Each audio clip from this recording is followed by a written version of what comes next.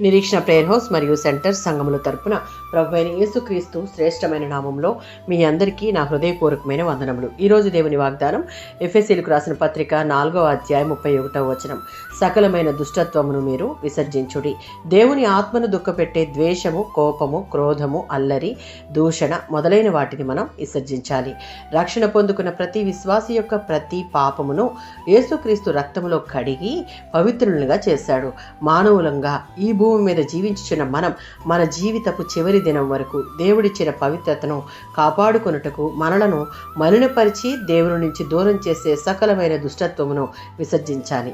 రక్షించబడి దేవుని బిడ్డలుగా చేయబడిన వారి జీవితాలలో ఈ పాపములతో నిండిన దుష్టత్వం ఉండడానికి వీల్లేదు. ఎఫెసీయులకు రాసిన పత్రిక 4వ అధ్యాయం 22-26 వచనాలలో రక్షింపబడి బాప్తిస్మం పొందిన మనం మనలో ఉన్న పాత రోత స్వభావమును విడిచిపెట్టి మన చిత్తాన్ని కాక దేవుని చిత్తాన్ని మన చిత్తముగా మార్చుకుని నీతియు యథార్థమైన భక్తిని దేవుని ఎడల కొనసాగిస్తూ దేవుని పోలికగా మార్చబడుటకు అనునిత్యము దేవునితో సహవాసం చేసేవారంగా ఉంటూ నూతన స్వభావంను ధరించుకోవాలి.